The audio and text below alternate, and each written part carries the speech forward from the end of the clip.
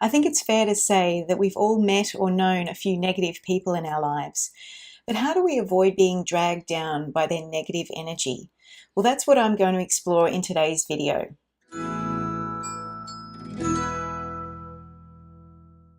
Hello and welcome. Can you think of someone you know who never seems to be happy with where they're at in life? And there's always a crisis of some sort going on with them. They might dismiss your ideas as unworkable or your choices as poorly thought out. After all, can't they see all the downsides that you can clearly see easily? To a negative person, there are obvious pitfalls to everything. They are crippled to anxiety to the point where they never really get anything accomplished. On the rare occasions that they do get something done, they immediately point out all the flaws and mistakes that they've made in the project.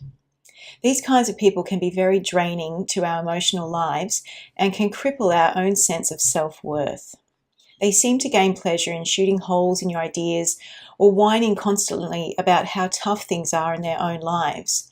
Most of the negative things in a negative person's life are directly results of choices that person has made or failed to make at the appropriate time. How can we free ourselves from people who are emotional black holes that suck in and destroy everything close to them eventually? Well, here are 6 ways to free yourself from the trap of negative people that they might try to pull you into. Number 1, value yourself. The first step is to recognize your own self-worth. Everyone has a unique talent or perspective, including you. And you are powerful even if you don't recognize it.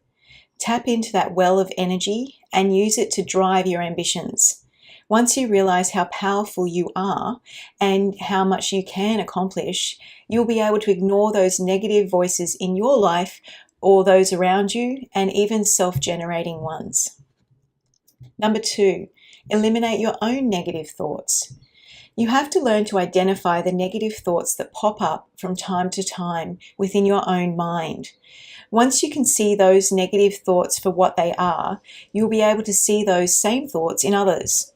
Once you identify your own negative thoughts and patterns and acknowledge them for what they are, and tell yourself that you don't accept that point of view, once you've begun to ruthlessly eliminate those negative thoughts from your own mental state, then you can move on to the next step. And number 3, cultivate a positive outlook. Turn your negative thoughts into positive ones. If you find yourself thinking something like, I could never do that, say to yourself instead, screw that, I can do anything I set my mind to. Cultivating that sort of positive outlook will wear away the negative thoughts that pop up. When negative people, including yourself from time to time, try to push you back, then dig your heels in and push forward. Keep pushing forward, keep moving forward, because that is how winning is done and that's how you grow. Obstacles are not endpoints unless you let them be. Obstacles are there to be overcome. Figure out a way to get around, over, through, or underneath that obstacle and keep advancing until you have achieved your objective. Number 4, identify negative influences. Now that you can identify and overcome your own negative thoughts, you can start identifying them in others. You can probably already know who those influences are, but some of them can be more subtle than others.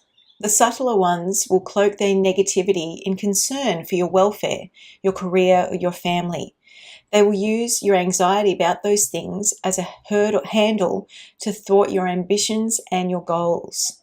Don't listen to them though. Move toward your goal, raise your shield, and let the arrows of their negativity bounce off that shield. Tip number 5, remain steadfast in rejection.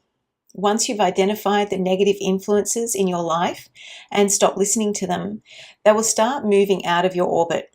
They will get more distant from you as you stop seeking their advice, stop answering the phone when they call, or start minimizing your contact with them. Some will let the distance grow on its own as they've already realized that the influence on you is waning. Others will fight to regain their influence and use guilt or intimidation to try and bring you back into their orbit once again.